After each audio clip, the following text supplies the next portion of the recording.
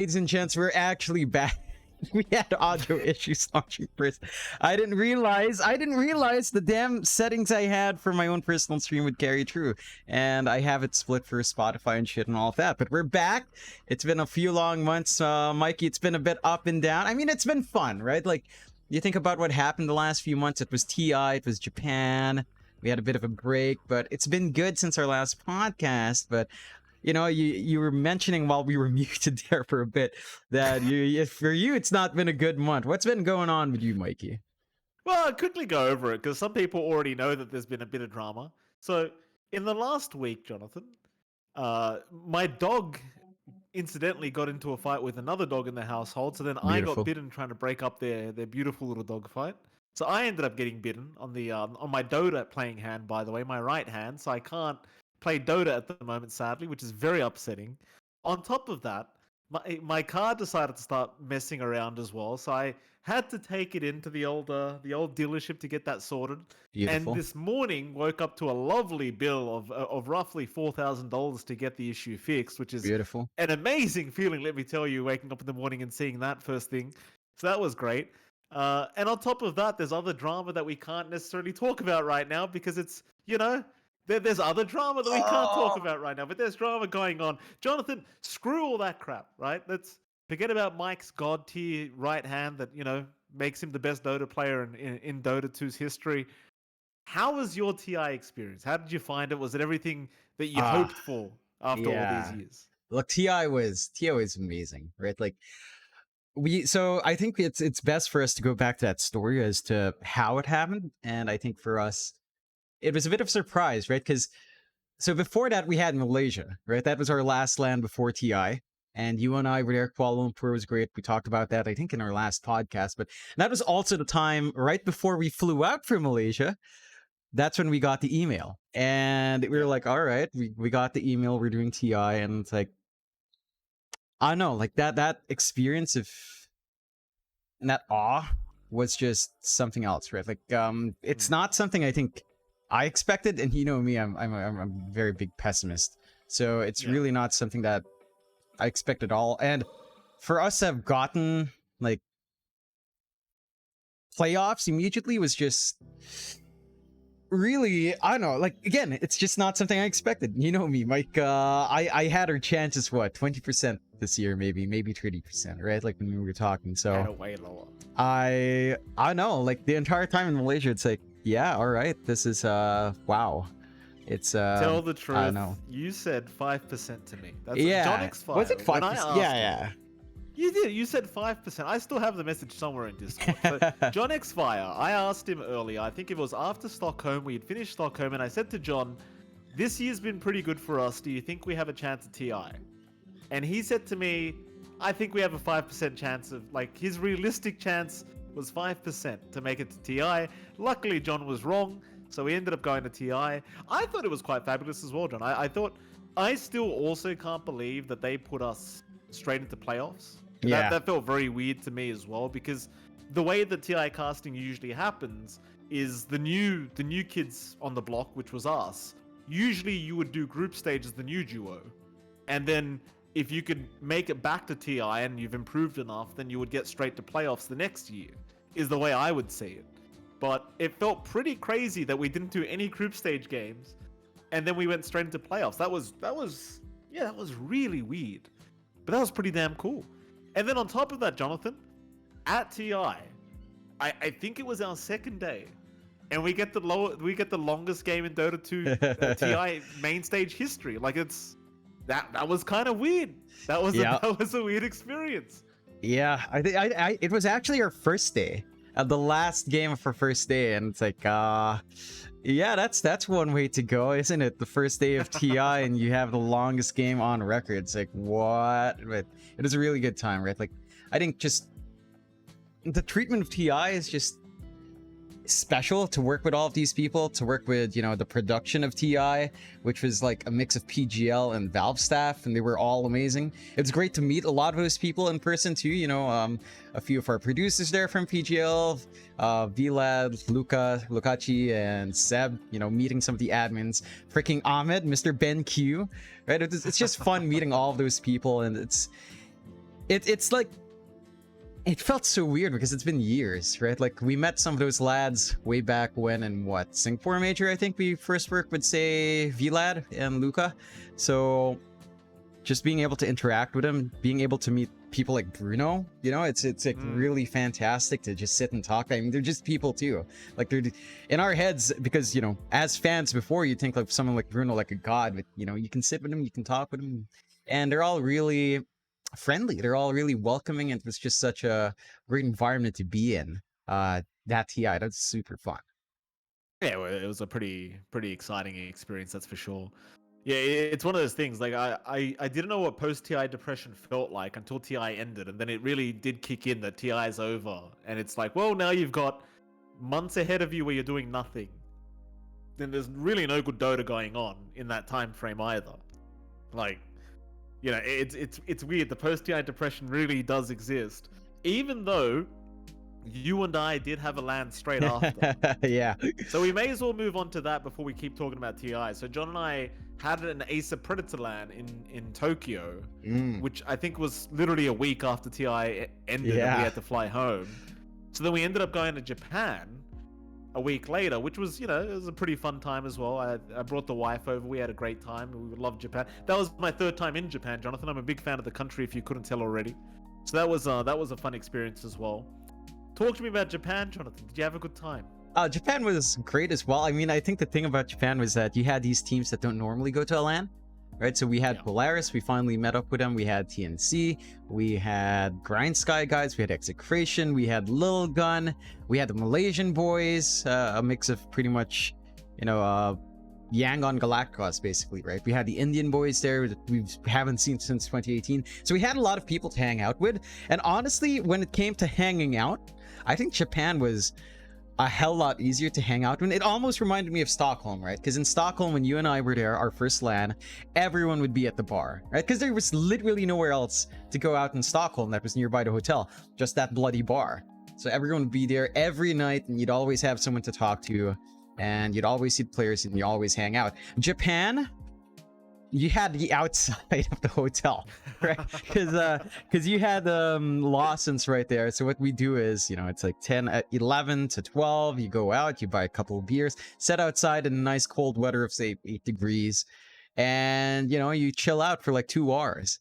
And since a lot of the boys who hung out were like the Filipinos, they would just talk shit for hours. Like they are just the Tell me about it. the talkiest. So you know where I'm going with this. There's a story about that. There are like multiple stories. One story is that there was one time where we finished work, me and Mike. We had the late shift, right? We went back. Mike went to his wifey, and I went up to rest a bit. Then a few moments later, I I messaged some of the guys. I messaged Jong. It's like, where are you guys at? You want to go down to Lawson's? We go down to Lawson's, and the Execration boys are there, the Polaris boys are there, and some of the TNC boys are there. So we just hang out, talking shit, talking whatever. And then Mike, it's been 2 hours since we last saw each other. Mike's going out to grab food with his wife, and it's like these guys are still here. He saw them on the way back. And he goes out and you're still there just sitting for like 2 hours talking. And that's just what we do. You gather a bunch of Filipinos like that, especially the talky ones, it doesn't end. And boy, a lot of those boys are talky. Like Bob is a very talkative guy. And I don't think a lot of people expect that. Maybe he does all chat quite a fair bit. Mac is a very talkative guy. They just bumble on forever. It just never ends. Let me explain. I don't think you've painted a proper picture, Jonathan. So let me explain as someone who's suffered from these Filipinos, right? These Filipino players, and I guess I shouldn't just purely pin it on the Pinoys, because there was a nice mix, right? But these Filipinos, they tortured me throughout this event because I'm a big fan of Lawson, right? Yeah. Where we were located, there wasn't any restaurants open past the time when we would finish work, right? So we'd finish work, I think usually it'd be like 10 p.m. We'd be leaving the studio, maybe even 11. Yeah. I'd go back to the hotel, go to get the wife, go get her food, go get myself food, right? The only option we had was basically you go to the convenience stores, which are amazing anyway. Japan's convenience stores, they offer you so much variety that you'd rather go to them anyway over a restaurant. But these damn Pinoys, Jonathan, what they used to do is all the Filipino players would end up finishing. And it used to always be Execration and Polaris in particular. I'm snitching on the boys. They would rush over straight to the convenience store. And I saw this firsthand. They rush into a convenience store. And their manager would tell them, you can buy whatever you want. Because they'd win the match, right? They made it to top 3 or top 2 or whatever. Yeah. So their manager would tell them, buy whatever you want. I saw this firsthand between Execration and Polaris. They were in the same convenience store. Even John X Fire was there, and he was getting offered food for free. Yeah. So naturally, John X Fire joins in, and they proceed to raid the whole damn convenience store. They took anything worth eating. And I couldn't buy anything because I had to go pick up my wife so she could come over. You know how wives can be, Jonathan. They're very particular when it comes to choosing food. Yeah. I don't know if you've ever been into a McDonald's drive-through with a partner, Jonathan, but they can be a little bit, they can take their time deciding what they want to eat, right? So I had to take the wife because I was at risk of choosing the wrong food. Mm-hmm. And I would go to this fucking convenience store and the Filipinos had raided it. It was empty. Oh, yeah. There was no fried chicken left. No. There was no pasta bowls left. No. There was no drinks that I wanted left. No. There was nothing. And they would sit outside that damn convenience store for hours. Yep. I went downstairs at 2 a.m. in the morning. I wanted to have a cigarette. Yeah. I went down at 2 a.m. You're in the still morning. there. They were still there. I couldn't believe it. I couldn't believe. And I saw Japanese people walking past them, Jonathan, just giving them the look every time. Like, what are these damn Pinoys doing at 2 a.m. in the morning? Noise complaints nonstop. They were so loud. I could hear them from my room. From my hotel room. I could hear them talking outside. It was ridiculous. And I never got my food. I never got it. Oh, that's your own fault. It's already late. You should have had a pre-arrangement with your wifey to what to get down there, because they sell out by that time. Still, like the thing about the noise complaints, it's funny because we actually did get one legitimate complaint. And this was on the final day, right? So this is a bit of a crazy story, and it is just not something I expected. But last day, it's all finished. We have a little after party in the hotel where we were broadcasting from. It wasn't that good. It's like basically catered food. I expected, Japanese after party. Usually the call for that's like an izakaya and everyone celebrates. But this one was just, all right, we'll just go in the hotel. It's like, fine. Okay. We had like maybe a cup of sake. Everyone blazed off after like one drink, realizing it was kind of boring. So the Filipino teams just kind of hung around outside. And good old Mikey, of course, went to his wifey. So this is just me. So I went down. I believe it was Execration TNC with me. And then Lil Gun came by and we somehow roped them into our little chit chat. And there were like two groups. So there's like one group of Filipinos on one side. And then you had the streamer cosplayers on this side. And then like the Indian team here. So there were like 3 groups of noisy people across this plaza. And what we did in the Filipino end is like we gathered a bunch of yen. Went to the convenience store, literally bought out almost all of the lemon-do, right? All of the alcohol. So we went back, had drinks. We were talking, we were just relaxing, having fun. Everyone's talking shit. Lil Gun's there hanging out because they're friends with Execration, right? Really good friends, actually. And we're just chilling out. We had our Japanese guides with us, right? The Japanese guides of the teams were still hanging out with them. And then we were pretty damn loud, and a couple of the windows on that side of the hotel were open because it's colder, and the aircon actually keeps the room warm instead of cold. So the police came out. Yeah, that was a funny one as well. You'd set the aircon to 18 and you're sweating because you realize outside it's a lot colder. So what happened was there was a noise complaint from the hotel. Police came by. They told us too noisy. And we're like, okay. And they're like, go back to the hotel. Like, fine. So we slowly kind of herd ourselves into the hotel with a plan to go elsewhere, into the park, which was nearby with no residential around. So we just sit and finish our drinks and just talk. What happened was, on our way back, and this story deserves to be Christian with the name. So on our way back, 11 from Lil Gun was right next to me. And he saw the police. We're walking away from the police. And he looks at me and it's like, fuck the police, right? And it's like, yeah, sure, this is it. It's FTP. Whatever. Yeah, Bug FTP. life.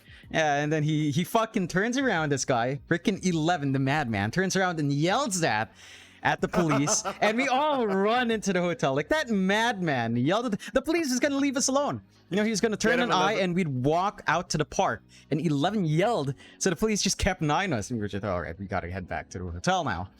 And that He's kind my of hero. that killed a little bit of the party. Some people went to sleep. The rest of us hit up a karaoke instead, and it was fun. It was fun watching everyone sing. We had a couple of the Indo guys came over. I think Wami was there. Dreamo wasn't there. Randy wasn't there, but Wami came down, and I think UK. So it was really pretty fun. And I think that's the one thing that we don't get much in our LAN experiences. Like all these C teams together, it's a fucking party, I gotta say. Like, you know, we only get 3 C teams in LAN, and they're all very serious, right? These are the kind of teams that don't chill out. Like, it's so focused on that moment. Like, a lot of players don't even talk. Like, Fnatic, who talks to us? Basically just really John Uel. Maybe Armel, and DJ occasionally, if you can make him laugh, he's like open to talking. But you know, these teams just are so serious, and then you have this LAN where it's much more relaxed, and they're all really unwinding. It's just like, I wish we got more of that, but you know, you likely just don't. But man, is it so fun! It was a blast. Going back to TI though for a moment, John, because we are on the topic of SEA teams, and you got me a little bit triggered because you said the words Fnatic, or rather the name Fnatic. TI 11 proved to be another. There's not really a nice way to say it, John. It was another failure for SEA, wasn't it? It was another. It wasn't good. Yeah, it wasn't good. Yeah, it wasn't. I think we expect a lot more from Boom, from Fnatic, from Talon. And even Polaris in like the last chance. I think a lot of people had him up, but just not carry through. And I think that's why you have this big roster shuffle in C. And I think the one team people didn't really expect it was probably Boom, but honestly, you and I had an idea that Boom was going to do that since Genting, right? They had that under the cards already, and that there was a likelihood they were just going to have to reshuffle after TI. Fnatic, I think, Fnatic was the one I really didn't expect to lose a couple of players, because they always have these long-term contracts, so I didn't figure Fnatic was in the firing line to shake up, but, you know, they've had to adjust as well. So, I think C, because of that TI performance, that was pretty bad from all teams, we're gonna have a pretty exciting tour coming up. And I remember in TI you were like, oh, why are you guys breaking up? I'm like, this is good, you know, because the formula's not working. It's gonna be exciting in the next tour. I know, it's exciting because you have these new teams, new dynamics, and new theories. Like Blacklist is one, right? Will the return of this kind of all Filipino stack harkening to 2016, 2015 TNC, is that gonna work still in 2023? No, Boom, is Natsumi really the top tier core that some people think he is? Is he overrated compared to Jackie? Was Jackie that good? Like, it's gonna answer a lot of these questions, and we're gonna see a shakeup in the dynamic. Like, honestly, right now, I don't know. And Pao is gonna kill me when he sees us, but I don't know if Fnatic's actually gonna be in that top 3 anymore.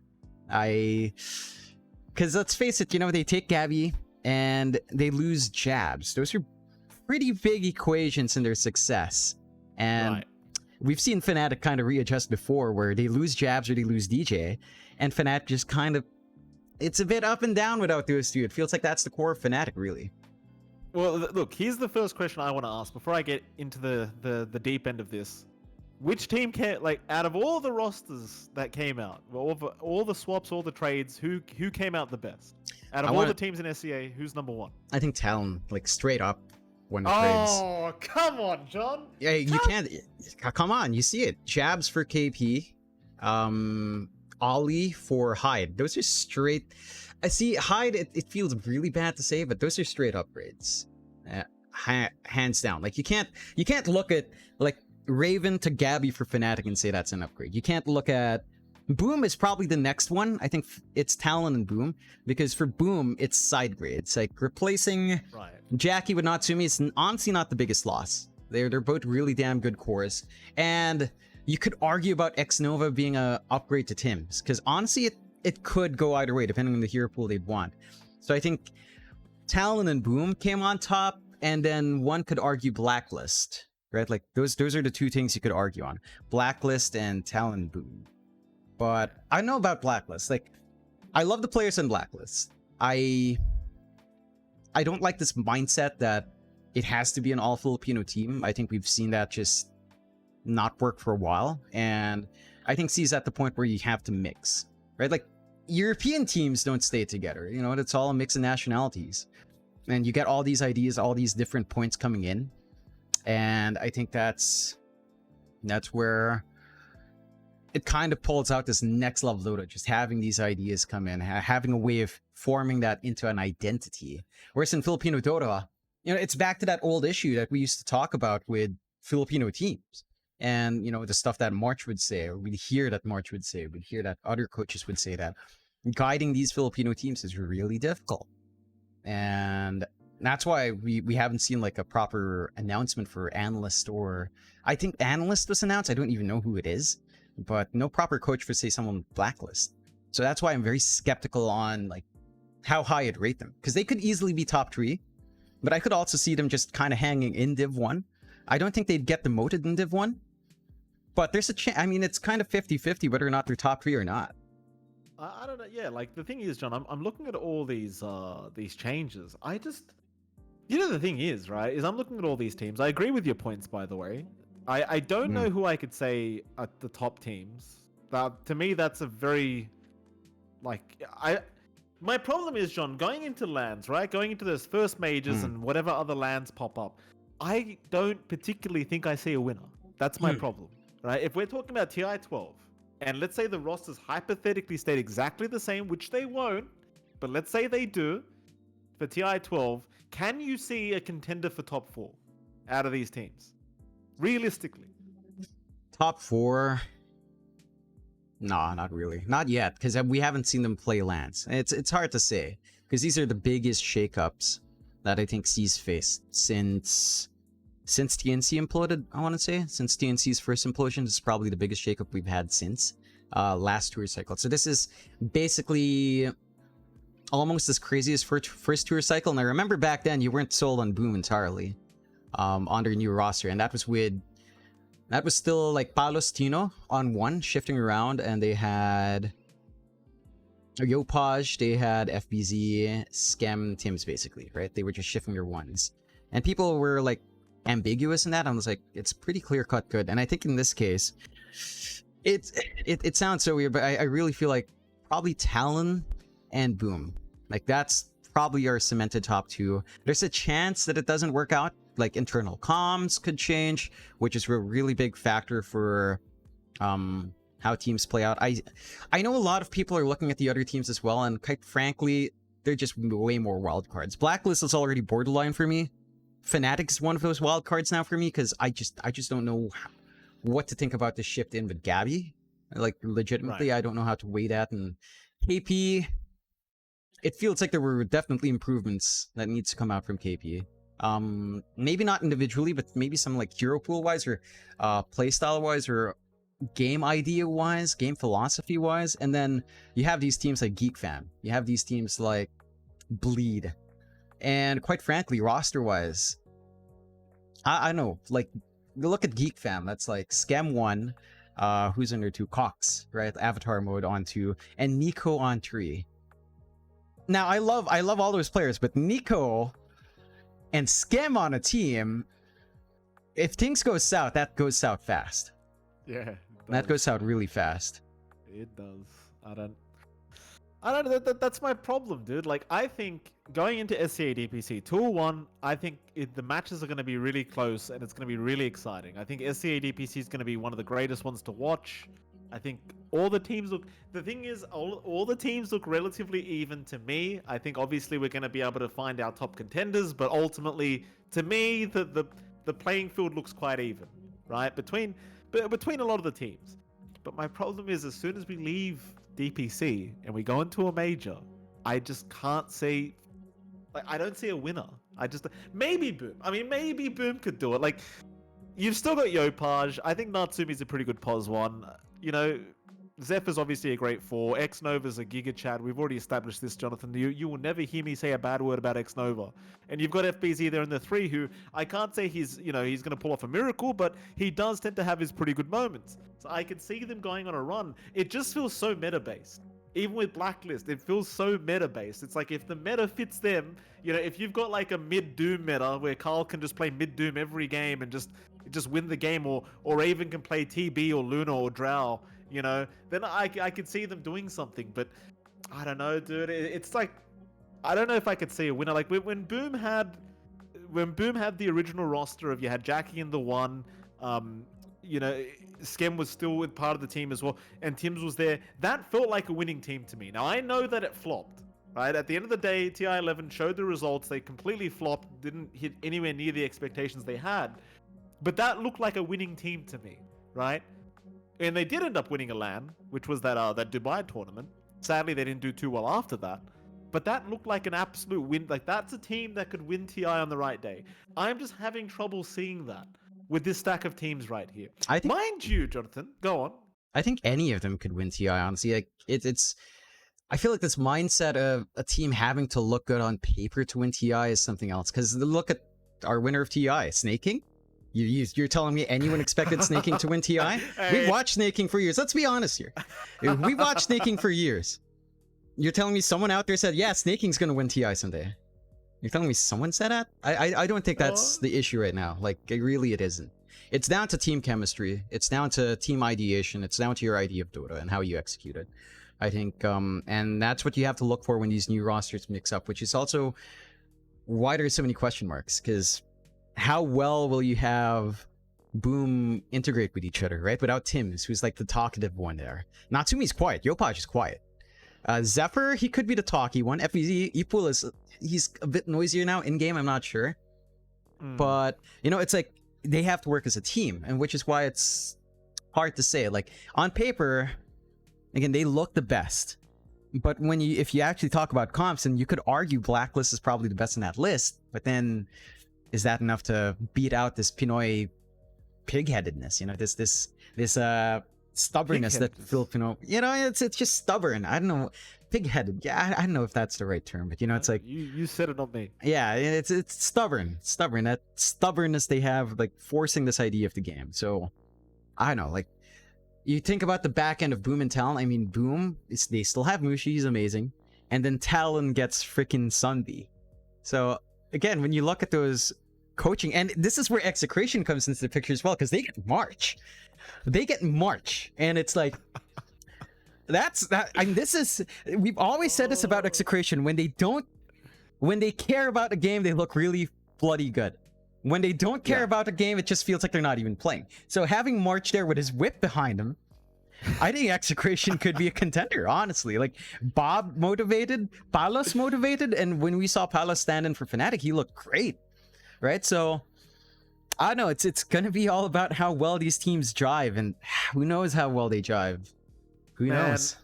Execration is that team that always gets on my nerves. You know, this is a team where I feel like every player on the side of every single player in Execration could be so good. Yeah. Right? You look at them, you just said it, you look at them on paper, and I know people in chat, in your Twitch chat, have also been saying Execration could surprise us. I agree, but I've been saying that since we fucking started casting. Yeah. Execration has had so many years of me saying these guys could do it. These guys could be the number one team in C. Like Palos, Bob, Tino, these are all amazing players. But for some reason, when it gets to the nitty gritty, something goes wrong. I don't know what it is. It's been a long time I've been casting this team, Jonathan. It's been almost 5 years since I've been casting Execration. Something always goes wrong with this team. I don't know what it is, but something, it just upsets me thinking about it. It really does, because when you look at the list of players that they have, they're so good. There's so much talent. And they're all Filipino, so you can't complain about communication issues. Yeah. They're all there. And now you got a coach like March. We know how great March is. Like, people might argue, oh, Mikey, you know, at best he was a mediocre player. No, I disagree. I think the guy's got a great mind for Dota, and I think he knows what he's doing, right? I don't think you can compare March's experience in T1 either, because we all know, well, you and I know in particular, that perhaps some of the players back in that T1 roster weren't respecting March's opinions on what they should be drafting, a la POS 3 Veno, which should have never... Don't even get me started on the POS 3 Veno, John. I'm going to get upset. You know how upset I'm going to get. I'm going to go ahead and say that was not March's idea, for anyone wondering. That was not March's drafting right there with the POS 3 Veno. Moving on, Execration's a great start. I just don't know why they can't go any further than they have in the past however many years. Look, with how execration was before, I think it boiled down to the fact that execration. This is gonna sound harsh, and you know, if anyone from X is out there, this comes from a place of love. Execration's the kind of place known as you go in there if you want to relax, right? Like, who did they really have for a long time on execration? Who was there? Nando, right? Kimo, we're there. These are old timers who, you know, at a certain point were just kind of playing their games, all chatting and just kind of relaxing. And their coach was for a while just literally Nando or Kimo, right? And I think this shakeup with bringing in March, it shows a change in mindset, because this is where it's a bit funny, because you have to remember how these Filipino orgs are tied in. Execration has ties to Tier 1 Entertainment, the casting group, and the streamer group. Tier 1 Entertainment has ties to Blacklist. So I think there's a push for Execration to be more competitive because Blacklist, their sister group, is there as well. So I think that's why they brought in March, and that's why they're kind of trying to get this lineup even more motivated. And hopefully it does motivate them. You know, I'm hoping we see bigger stuff, because you remember Tour 2 or Tour 3, Execration looked like they were always on the cusp of taking these wins out of nowhere and would just fall flat. And I think having March could be the last key to that. Could be the last motivating force to actually make Execration contention. So I feel like out of all the teams, the dark horse, it's not Bleed, it's not Geek Fam, it's not any of these teams. The dark horse to really watch out for is Execration. I wanted to say that about Polaris, because frankly, I think the players they got in from Polaris were super promising. Akashi and Jing. And we saw Jing on Neon for like one tour before, you know, he got kicked. I think Jing was actually really good in that one tour. And it's been a bit up and down for him since he came out, but Jing and CML together, I think is great. The issue, which is why I can't say Polaris is like a dark horse that's big, they don't have that guiding voice. For Polaris, their guiding voice was AU when he was coaching and when he went into player. You don't have that figure right now in Polaris, so that's where the big question mark is. You're asking CML, Bryle, a relatively young player, to kind of take this leading role, and I don't know if that's something he's fully comfy with. I love Bryle. I think he's a really smart player, but having that charisma to convince your team and, you know, to kind of be a captain as well as just a player, it's pretty tough with the kind of play that you have to execute as a team now instead of just individuals. Going over to Bleed for a moment as well, because I think you just said to me, Jonathan, you don't consider them to be the underdogs or dark horses. I mean, underdogs maybe, but dark horses, you don't seem to believe that they might be able to do it. I'm looking at this roster with a lot of intrigue right now. So Bleed Esports, for anyone that doesn't know, I'm going to read out the list of players. So you've got Jackie as POS 1. Corden is the new guy coming in as POS 2. I believe he's a pub star. Yeah, correct. Rank 5 to 1, somewhere in the top 5. Rank 5, so top 5 SCA, pub star. Masseros is there as the POS 3. In case you all forgot who Masseros was, he was part of the original Motivate Trust roster that looked like they just could not be beat. Went to Fnatic, ended up leaving or getting kicked out of Fnatic like a month later. Then basically his career went down the toilet for, you know, the last year or so. And now he's back in Bleed Esports. Playhard's there as the POS 4, which I think Playhard's always been quite solid. And then the kicker is Dubu is in SCA again, playing as POS 5 for this team. Yeah. So this is you have to understand, John, this is a very intriguing team for me. Yeah, it is. And you've still got Forev as coach in the background, I believe. But right. That's where it's like, I feel like on paper this team could be really good. And the issue is we haven't seen them play, but I want to see them first. They're the ones that's hardest to call out, because I don't know how well Playhard and Dubu will kind of mold it. I don't know how well Corbin can adapt to competitive play, because it feels like when you have this team with pub stars right now, and it's a very fresh team, and the players are still kind of wet behind the ears, except for Dubu here. What you tend, and maybe Jackie, what you tend to get is that your playstyle devolves into relying on your pub star to just kind of make space, because he can't quite sync with the rest of the team and other playstyles. So it becomes about enabling your two in this case. And I don't know if that's something that will work out in this meta. I don't know if that's something they've worked on as a team and will work out on. No, don't worry, you're on camera. What is it? My wallet. Married life. Wallet. You see, this is how it works, John. My wallet. I don't know where it is. This is all going on the podcast, sweetheart. I Ladies and love it. gentlemen, in case you were wondering what it feels like to be married, that's basically it. Can I have your wallet? Absolutely, ma'am. Enjoy. Off you go. It is Christmas time, Mike. You know, it is wallet opening time. But yeah, that's my take on Bleed. Like, I mean, Forev, he did shape up talent to an extent. I think it's just pushing it to the next level where, you know, Forev's experience as a coach, his first time coaching was with Talon. So I'm not sure if any adjustments were made to kind of adjust in the coaching role for Forev.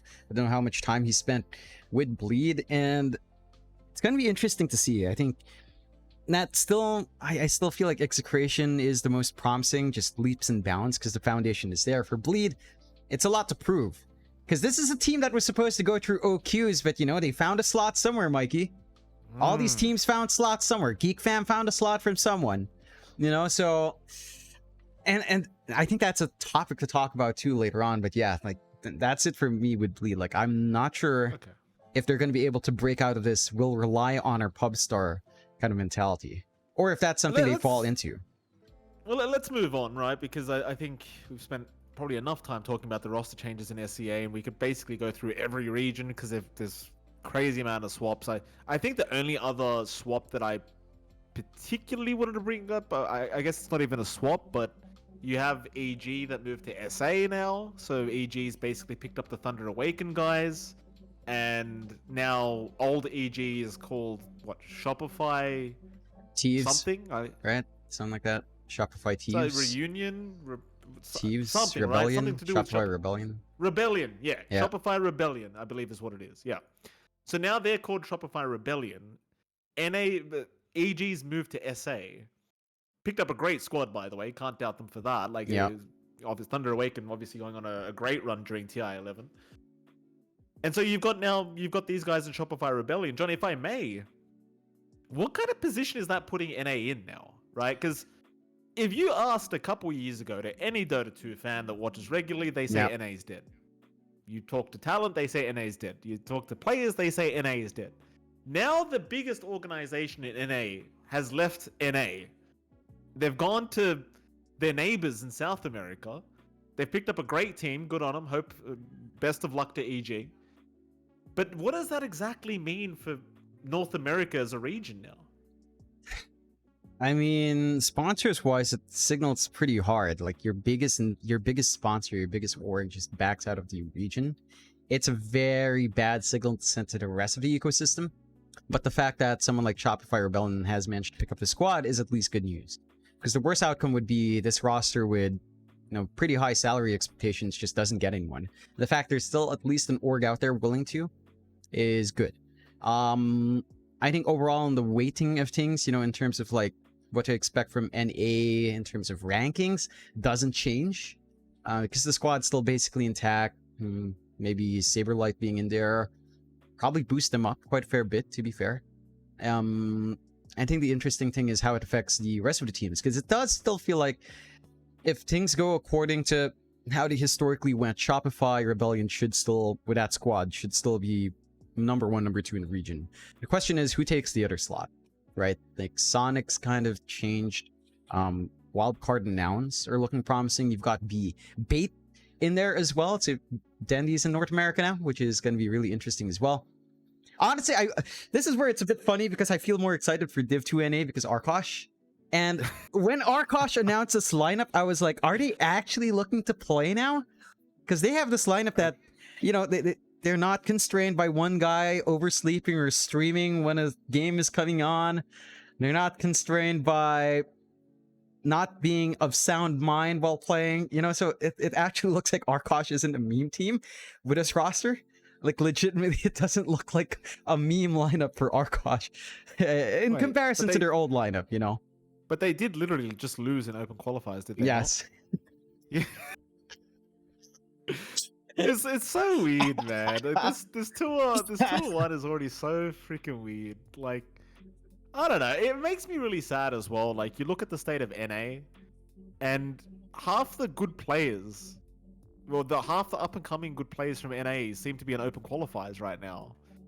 Then Div 1 is like you've got Shopify Rebellion, which I think we all agree is probably going to get through to the major, Yeah. and probably TSM after that. Mm.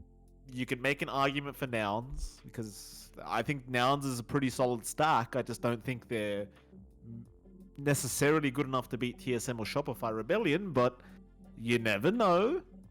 TSM Mm. did change some things up, so it might take them a bit of time. And then you've got Bait in the picture as well. Very, Yeah. very strange. One Canadian player in Moose, but apparently they're now an NA team, which is very interesting to say the least. Yeah. I don't know. I don't know what's happening with this region. Like, it's very strange. And all the good up and coming players, they're in open qualifiers now. Like, what the hell is happening? Yeah. I mean, that could mean NA is just the most exciting in terms of no one knows what's going to be happening. I think out of all the regions that are like major question marks, NA is probably like the biggest question mark right now. I mean, honestly, with NA, I'd be really excited if someone like DNM got to a major, all the way from Echo League, from amateur leagues, grinding out in the hellscape of NA and going to a major. That's a storyline if it does manage to. But, you have to beat TSM. You have to beat Wildcards. You have to beat Nouns. And those are a pretty damn good teams. So I know where this goes. I know where NA goes. It's gonna be pretty exciting, but I don't even know half. The only thing I'm hoping for is that Whitemon somehow takes all of these guys in TSM out to karaoke every day or something. He's because Whitemon, like Matthew, Mr. Philemon is like the most cheerful lad that we've talked to. He's always smiling and laughing. Him and Zephyr, like that duo. The fact that they broke up breaks my heart, but I am hoping at least Whitemon makes things fun. Yeah, he probably will, lighten the load on TSM. So I know we'll see. And it's just like who even knows what's happening there right now? Like it's like the Wild West of Dota 2 right now. Well, let's. I didn't want to go through all the regions, right? But let's just talk about SA as well, because SA has kind of surprised everyone. Not particularly me, Jonathan, because I always thought the SA players were pretty fucking good and they were on their way to. I've always said with SA, it is the youngest region. Is it not? Out of all the regions, it is the youngest, and it just seemed like they needed support and they needed time to get to a stage where they can start competing. The one thing, and it really upsets me as an SCA Dota fan, I'm almost envious of the South American fans right now, because it does feel like their teams from SA, which have been playing Dota for a lot less time than SCA teams, for example, they seem to have a leg up now, John. Yep. SA's moved up in the world. EG wants to move there. Alliance moves there. It feels like SA's moving up to one of the better regions, the upper echelons of the Dota 2 scene. And it bothers me because I've met some of these players. But by the way, SA players are some of the nicest people you're going to meet. I've got nothing bad to say about them, except the fact, John, that they're hyper confident. They're not only modest and quite humble, but they've got that confidence in them that they're still young and they're going to keep improving, and one day they're going to take TI for their region. And as an SCA Dota fan, that makes me very upset, not for them winning, but for the sake that they might do it before SCA does. Yeah, I think it's just a different mindset kind of thing as well. I think C's in the weird spot where you're always kind of compared to China, and no one takes a second look at you. So there's a much more of an inferiority complex coming out from C, and maybe that just stems from how C is historically as well, just as a thing that like the history of Southeast Asia, the mindset of the general population just tends to be look down on yourself. So maybe that's on it as well, whereas South America just tends to be like this really hungry region, and I'm hoping some of that fire catches on to C. But for SA, it's gonna be an interesting year because they really did shine, and I think we've been saying this since we've covered some SA, mainly since since the Singapore Major, when we first saw like that iteration of Thunder Awaken really do well, basically almost undefeated in the group stage there. So I think the region's on the up and up. Just the one thing I need to see from SA is for them not to implode on themselves when things go south, because that can and still happens with a lot of rosters. Just one tour that doesn't go well, boom, change. So Right. so I'm keen to see, and also watch the language in all chats. Sometimes it's very hard for any of us to justify anything or make that look good. So please watch your language, watch your in-game item names. That's also Yeah, really important man. because we can't help it sometimes. We mouse over, we click something, and oh wait, what's this? And then you all just Oh. make sure your banter stays well away from the pro scene, or just Yeah, look, it's just that thing, right? Like I always get upset when we get onto this topic. You know, I get very very fiery about it, John, because for lack of better wording, it's so fucking dumb, yeah, it right? is dumb. There's no excuse. It's so this is I'm gonna say this is more dumb than when SMG didn't register for DPC, or this is dumber than that, right? This is so beyond Uh, stupid that you feel your brain capacity is limited to the point where you can only come up with racial slurs to be able to insult somebody else, and like it's just cringy, isn't it, John? We're in 2022. Right, it's we all know the racial things you're not allowed to say. yeah, It's just dumb. It's just so dumb. I don't. It's just too dumb.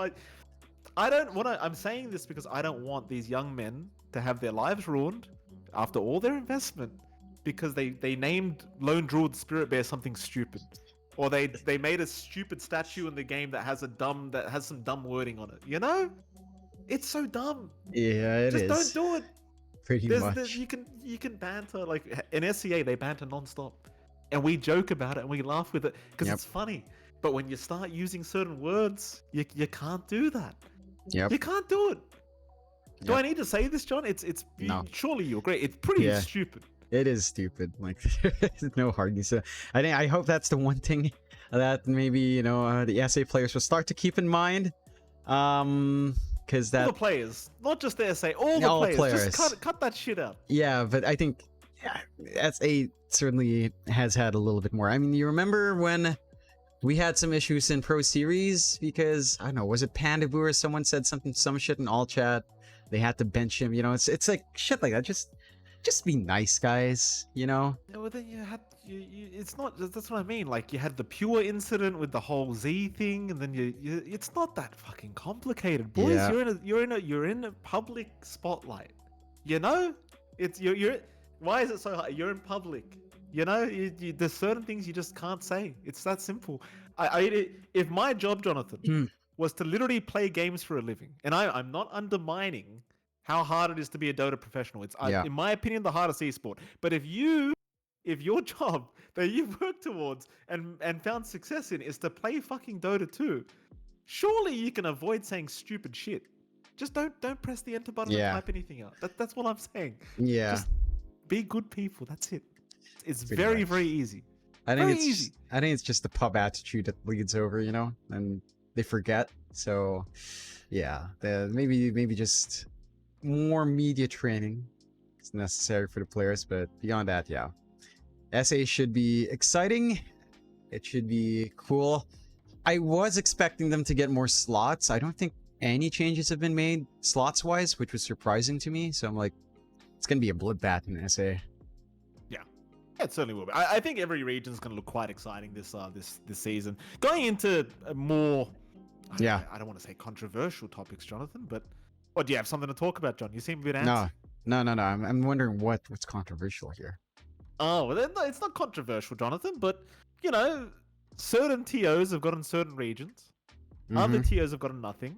I think Uh-huh. it's important that we discuss this, Jonathan, even though we do have some, bias in all this naturally. But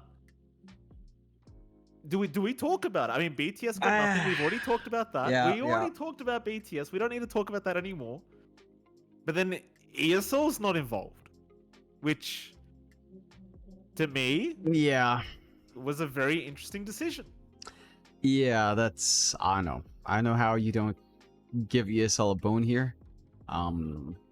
You have some issues from the last tours as well. I'm sure everyone's seen SG Esports. That's their side of the story, of course. We don't know what 4D is going through or what's happening in that back end. There's a bunch of issues going out there. And I don't know, like this with a TO bit, I'm not sure why it's formatted this way. Like, in my opinion, when you're a studio and you have a region, you should only have one region. Right? Like, Yeah. even, ESL, there's always been a little bit of Yeah, contention the whole from the ESL fans Dream League because thing. they had NA and EU, West EU, and even to the same. Like, I feel like BTS should not have done Eastern Europe as well. It should have gone to another studio. There are a lot of studios. There's a lot of TOs. I'm sure someone would have wanted to be able to do that, but Right. where's, or maybe maybe it's a reverse read. Maybe there's just not enough people who wants these regions, and that's what's ended up happening, which is a bad sign because you really don't want to just keep consolidating power like that. You want it to be an open environment. You want to have these TOs compete, but right now it just feels like it's in a weird spot because I feel like the next tour cycle, the format is a lot better. I think the Div 1, Div 2 split is still healthier for the scene. But there's some interesting stuff going on there that I don't know how to feel about it, Mike. Do you think perhaps the decisions that have been made because the expectation is that there's going to be a lot more leagues and tournaments No. going on? Like, no, you don't I don't think so. Because I think at the very least, right, if you're a tournament organizer that got left out or you just didn't bid enough or whatever, I don't know how they do it, John. There's some bidding process of some sort that I think is public information, but the if you're a TO quite big like ESL/Dream League and you don't get something, I guess does it concern you? Or do you just do your own thing? Like, hey, it's all right, we're going to do a major, we'll do some lands or whatever the hell they're thinking about doing. Or would you rather do the DPC? I think you wanted both. If you're someone like ESL, you wanted to do this leagues, you wanted to do third parties and majors. And you get, so it's not a factor of did we want to do this or that, it's more like we wanted to do this and that. And now you just have that one half taken away. So you're still not, you're not out of the picture because of that time we have between Div 2 or, between Div 1 and the major. There is time for stuff to run, and I'm sure there's going to be a whole bunch of stuff this year, but for an org like ESL, I mean, you'd rather do everything, and you have the manpower to do everything across whatever regions. You really do. So it's a bit of a blow. I think for BTS, it's the sadder thing because it just feels like the focus now for BTS is definitely on Smash and TFT, even Teamfight Tactics. And I'm hoping, I mean, we've had a Pro Series run. We had an upset for Execration beating Geek Fam there as well. But I'm hoping at some point we get a summit in between. And it's been a while since we've had a Dota summit. Now, I'd love the chance to be able to say hi to the BTS fellas in person, see them. And that would be fun, but who knows if it happens? I don't know. Well, someone just brought up a very interesting way for me to kind of go through this conversation in a different route, Jonathan. Shout out to Prince Sanity. The Riyadh Masters that happened, right? I think, what was that, $3 million prize pool, USD, I think it was. So now the Middle East seems to be coming into the picture. I know people have certain opinions when it comes to particular countries in the Middle East, fair enough. But they seem to be coming into the picture now as well.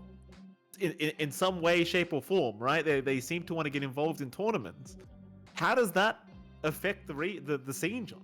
Because to me, bigger tournaments, more money, never a bad thing, right? Do you think overall, let's say a country like Saudi Arabia kept investing in Dota 2, in esports in general, but let's say every year they did a Riyadh Masters, and let's say because there's endless money in that region.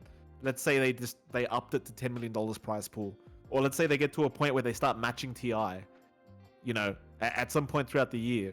Is that good or bad? Like, is 2 TIs a good thing? I think it's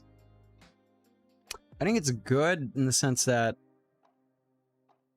it's another big tournament. I think overall, to have it come in that way is, I don't know. I don't know how to feel about it coming in that way, honestly, but I feel like it's more telling on to how the DPC is funded.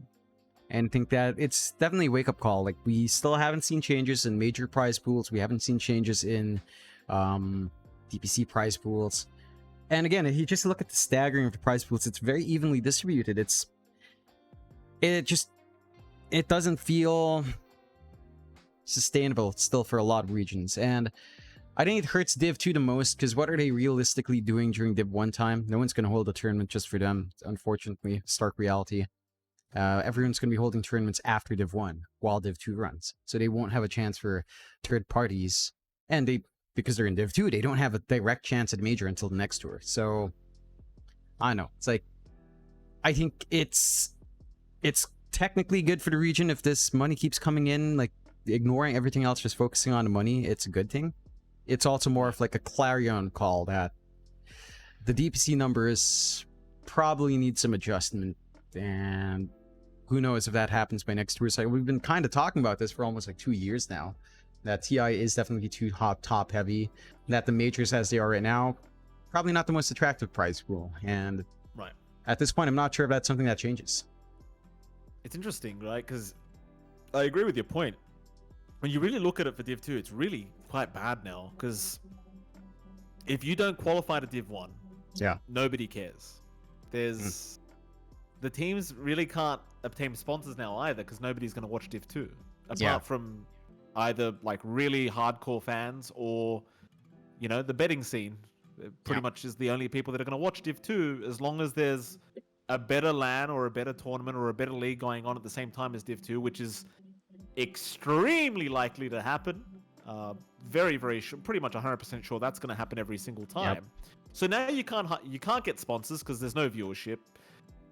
Another interesting thing as well, if you give a shit enough, is for any up and coming casters, or for any not even up and coming. There's a lot of casters out there that have been in the Div 2 range for quite a while now, at the very least a few years. What happens to them? Like, hypothetically, John, if you and I, for some apparent reason, couldn't get a Div 1 gig, and we had to accept a Div 2 gig, well, what the hell do you even do it? Because it's the hard reality of, if I take Div 2 now as a caster, then I'm sacrificing potential tournaments that could happen, that'll have a lot more exposure and probably pay a significantly higher sum of money for the work. Or do I just do Div? Like, it doesn't make any sense. And if you are a Div 2 caster, then it's like, well, how do I ever get exposure now? Yeah, it's tough, and I don't know. Like, that's the one pitfall that I think we called out, or at least I mentioned last time as well when this first restructure was announced. It's still a hard decision to make, and I know technically it's better overall for the casting scene, but I don't know. It's like, it's tied into this fact that a TO can have multiple regions, and then that can have hiring implications for a lot of people. That can lessen opportunities because you can kind of flux around the casters because you're holding multiple regions. You don't need you don't need another pair to do this one region. You could just kind of cycle them through in a working day. So I'm not sure. I think we're gonna have to see how it goes this time around. I think there's some interesting stuff coming out here. I do see notes here, especially from Nina, that bottom two still don't get anything from Div 2. Yeah, that's always been wrong. I think when you commit this much time onto something, there should be compensation. So again, it just goes back to this idea of the DPC, and I think the monetary structure now is the factor, because we've kind of worked through the time schedule. Because let's face it, the first 2 years of DPC with that time schedule was 6 weeks. It's insane. And this time it's a lot better, but now the monetary structure, I think, is the next thing to work on. The reward structure. I feel like we're getting to a point. I'm going to be completely honest here, John, because I haven't spoken to you about this in private yet. So we're just going to go ahead and be fully transparent here. I feel as though, slowly but surely, and this is why I asked the Middle East question, because I feel like we're getting to a point where Valve will have an interesting decision to make as to whether they want to keep the leagues, the DPC leagues, going at all. And maybe even TI at some stage, because if you've got other companies that are willing to front that kind of money and have that kind of production, and they can afford to do it year on year, maybe if you're Valve, it has been 11 TIs at this stage. Does there come a point where they just take a back seat and say, look, we're done with TI, we're done with the DPC. We know that there's going to be other TOs that want to do it, and they can put the money in for it. Yeah, I feel like it's not going to happen within the next year or two for sure. But when you really analyze the way the scene's working right now and the amount of money that's coming in from different avenues, it feels like we're almost getting to a stage where if you're Valve, you could kind of decide we don't need to do this anymore. We can let someone else do it. I mean, you always have that option for Valve. I don't think Saudi money plays a factor. I don't think that's something Valve wants to do, to be fair. And the big issue with handing off is that TI is not, in essence, TI isn't really Valve. TI is the community. I think Right. people can, it's a common conflation to say that it's Valve. It's not. The prize pool is funded by the community. The earnings Valve pockets does go into the production costs, the hiring costs, staff costs, venue costs, it's all of that. So TI is a community thing. I think the big tournaments in the Middle East, they compare in terms of prize pool, but have you seen a live audience in any of them? Would people be able to fly in to watch? Would you be able to support the teams there? Likelihood to any of those is no. You're not going to be able to fly into Riyadh. You could maybe fly into Dubai. I can see that happening, or Qatar, maybe. But it's a harder thing to do. And the fan base isn't big enough in any of those regions as well. I mean, you probably wouldn't be able to get the Filipino workers to go there as well, because quite frankly, they have no days off, right? Stuff like that. So I don't think it's something that will say Valve will say it's like, yeah, we can let go now. Not really. I mean, they could always do that and not give a care, like say with CS:GO. But there will be a very painful moment where a lot of people will be out of work. A lot of casters are not going to have work. Likelihood is we're going to be on that chopping board. Maybe not, or maybe not us, but someone's going to be there. People are going to be out of work. Admins are going to lose jobs. Teams would likely implode. I think if you do see Valve pull out, you'll likely see 4 teams per region. Maybe that's optimistic for some regions too. China would be completely dead if Valve pulled out, because that would imply Perfect World pulling out. And Chinese Dota, frankly, is dead enough that they just queue in Southeast Asia. So yeah, like there's a lot of implications if Valve pull out, and I don't think Valve wants to. Again, for Valve, when they say it's a passion project, based on our experience in TI, I actually do take them in good faith that it is passion that drives them for Dota 2. So I don't see them pulling out anytime soon. I mean, don't get me wrong. I have literally no real info to back up this. It's not even a claim. It's just an interesting talking point, because it just feels like with enough money coming in, I'm not saying Valve always has the decision, right? They could cut TI off tomorrow and that'd be it. They'd be like, we're not doing DPC anymore. Screw TI, we're not doing it, and that'd be it. But all I'm saying is, if you have enough money and you have enough TOs saying, hey, we can do the same thing, and you don't have to lift a finger, just work on the game. I agree that I'm not saying it's a good idea. I'm not saying that's what I want to happen. And Valve has showed no kind of indication that could even happen.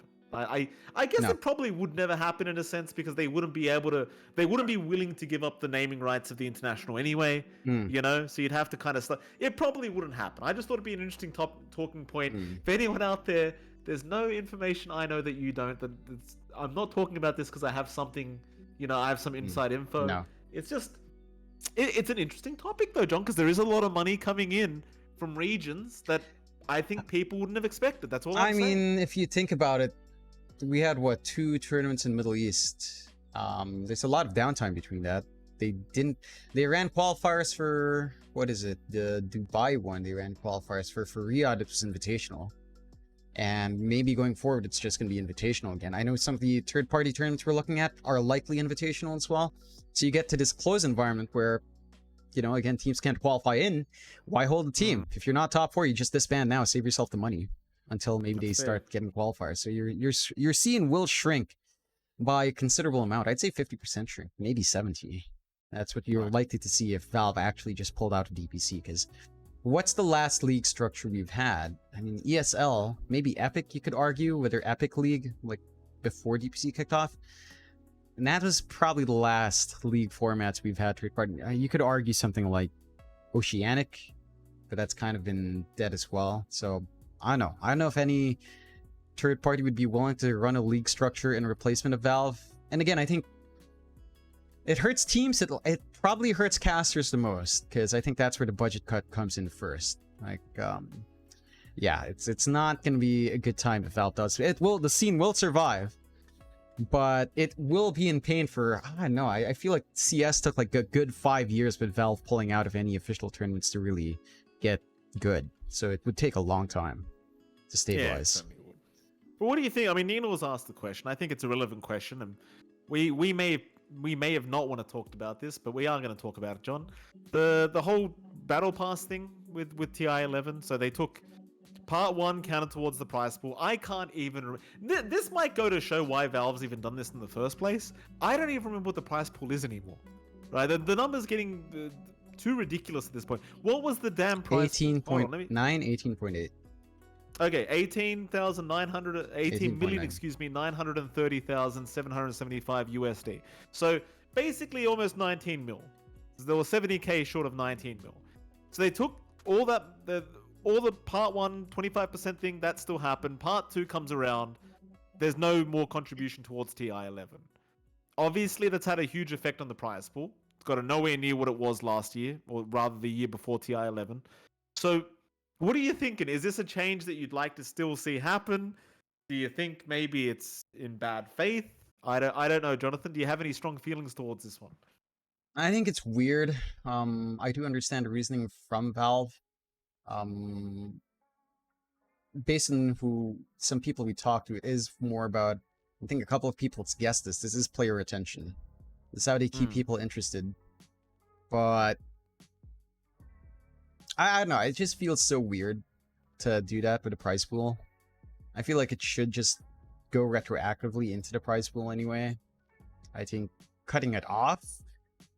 I mean, you could still have your player retention by having a second part battle pass and still pump up the prize pool and just pay that off later on, right? Right. Like readjust your prize pool split with new numbers and count the difference and just add in at some point. So I think that's where maybe an adjustment could work out. I think the extended battle pass, it makes sense. I personally don't see it working. I mean, they have the analytics. I just have anecdotes. And from what I see, Right.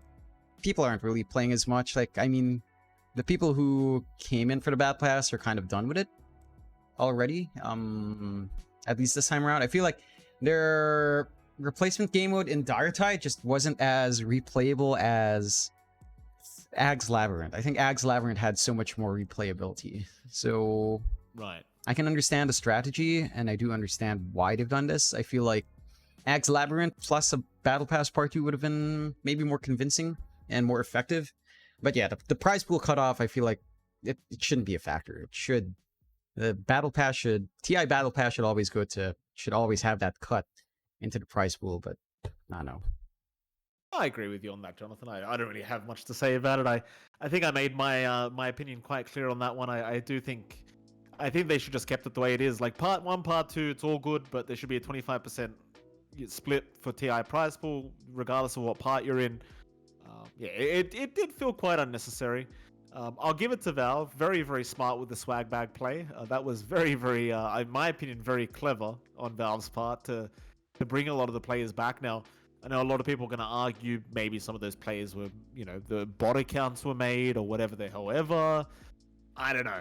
Don't really care. I think it was a pretty smart play on Valve's part.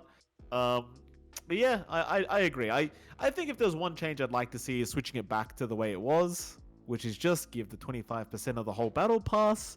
At the same time, as a businessman, I understand what they're doing, and this is, quite literally nothing personal. It's just business. I don't know. Like business wise, Dota 2 doesn't even generate as much a fraction of Steam's revenue. Like Do you think it's unnecessary? it's unnecessary. Like even if you got 100%, Steam still out generates Dota 2 by a huge margin, by factor of magnitude of maybe 100. Dota 2 is like a fraction, if But any. so coming from, allow me to use my previous office experience, Jonathan, because I've worked in many offices and they all suck, let me tell you. But maybe Valve's a little bit different. The way it works though is, generally speaking, your department, whether the company is absolutely destroying it in the market or not, the departments are almost competing against each other. So if you have a Dota 2 department and you have a CS:GO department, in some way, whether you like it or not, you're competing against each other to either hit your targets or do better than each other. So it might be a matter of, it could be office politics with, you know, the heads come down and said, hey, Dota 2, you guys aren't making enough money. Even though you could say, well, hold on a minute, Steam's absolutely destroying it. They're constantly printing money. But office culture implies that departments are going to have targets they need to hit. And I would argue that might just be what it is. But whether I like it or not, I just don't know. I don't know. It's weird. It's a I weird know one. that's where it's a bit weird to think about with Valve's internal office structure, because as far as I know, Valve isn't concerned necessarily with units moved or sales. That's not a metric they actually look at. They look at more as feature sets. What have you implemented? Kind of like Google. You know, Google doesn't necessarily care for sales numbers, but Google does care if you've made something new. What have you added? And then, well, you know, it's kind of Google and Valve have a lot of parallels in that sense if you read between the lines, but I don't think it's necessarily sales numbers, which is why I'm very intrigued with a move to squeeze. Maybe squeeze is a bit harsh, but to maximize returns on Dota 2. It's a very different move that I didn't expect from Valve, and I'm pretty certain maybe this is just a side effect of their decision to extend a battle pass, and maybe there's some tax reasons as well where they have to pay out the prize pool at that exact moment and they can't add on because of tax reasons. I know that's a big factor that people don't consider as well. So could be a couple of that together, but yeah, I'm not sure.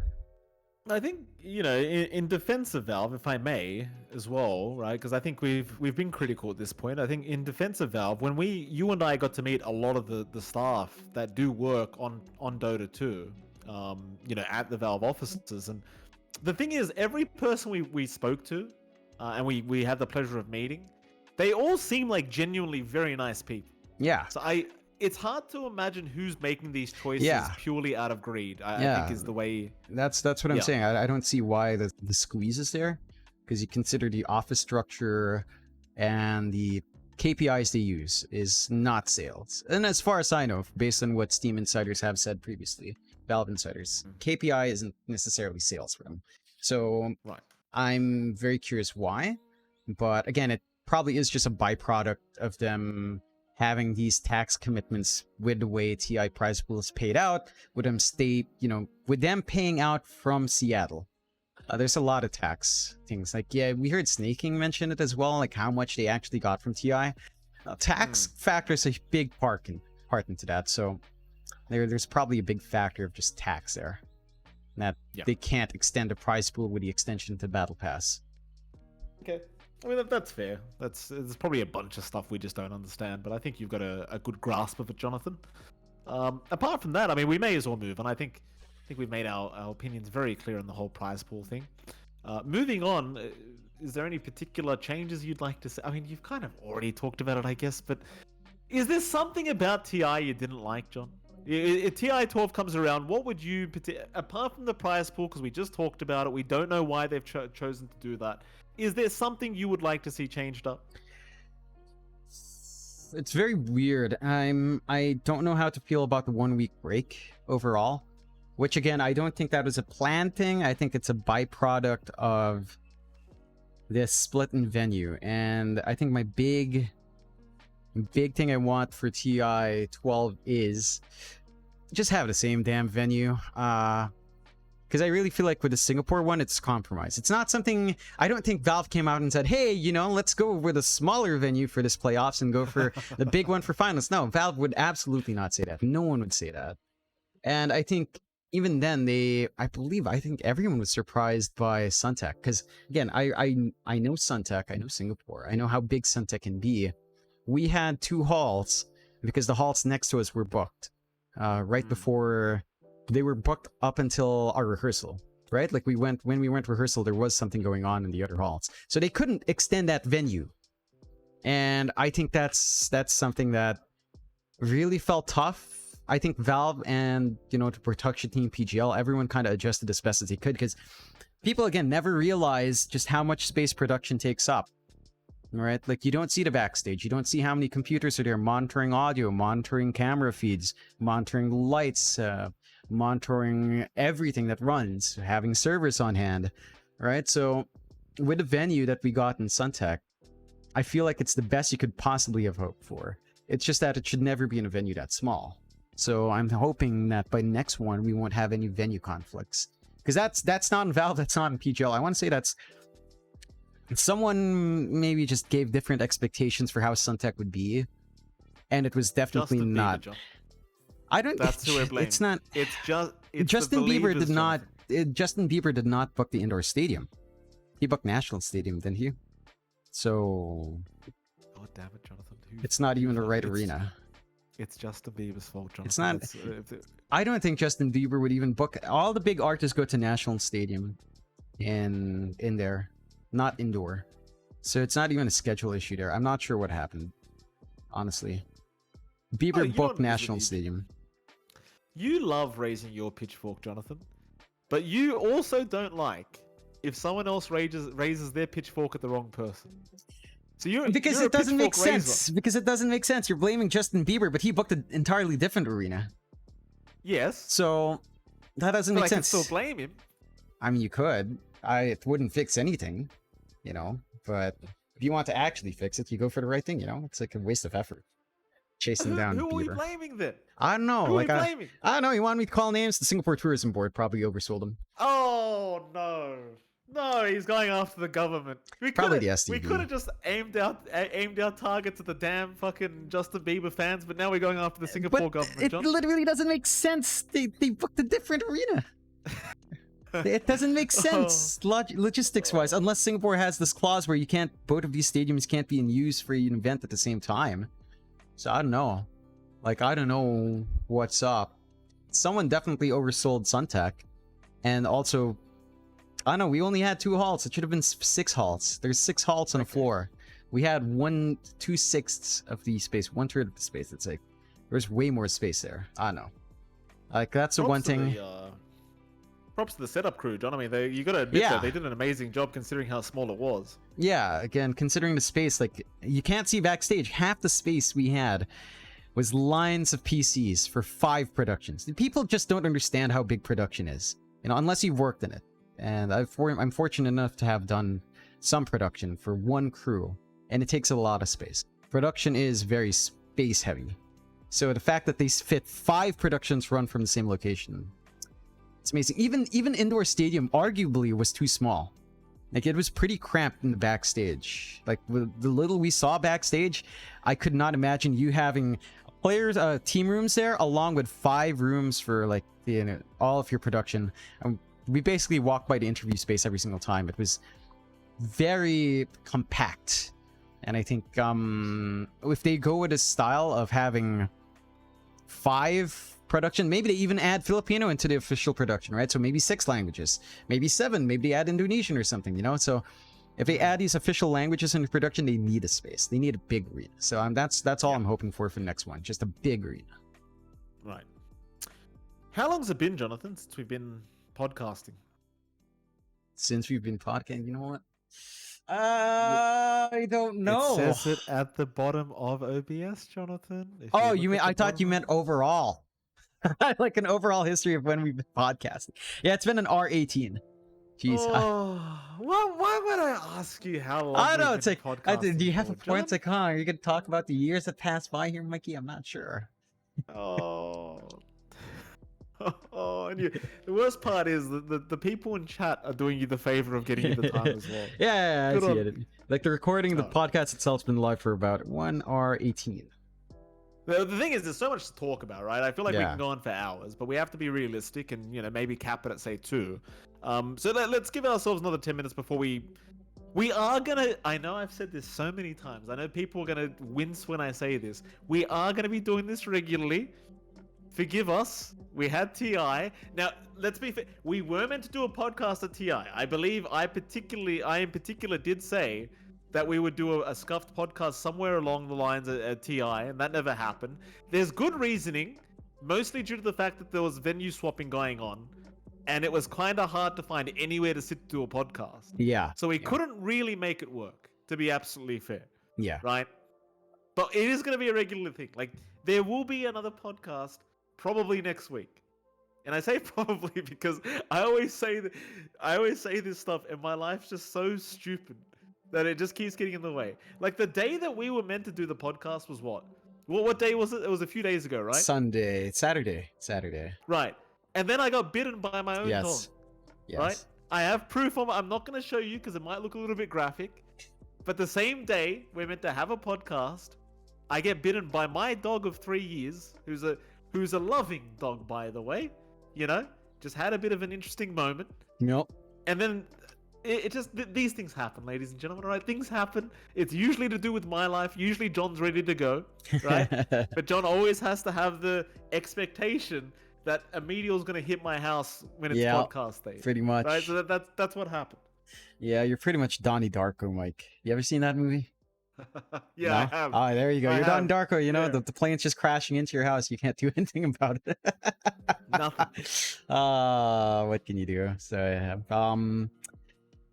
yeah, I mean it's been a lot going on. I feel like there's still a lot to say. Like we haven't with TI, right? We didn't even talk about the after party. That was pretty fun. I think the after party was hilarious because with TI, so what it was basically just there was a buffet area where a lot of business was happening. You know, people talking about where they'd want to go, team trades, manager trades, whatever.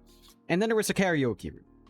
And the moment we went in, they let us in, you know, Slacks was there, we were just standing around, we're eating a bit, and Slacks was like, hey, how are you guys doing? And we're like, we're good.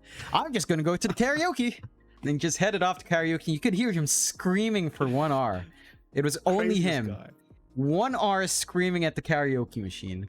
And when we went, he was already gone, but the South Americans took over, and that was well timed.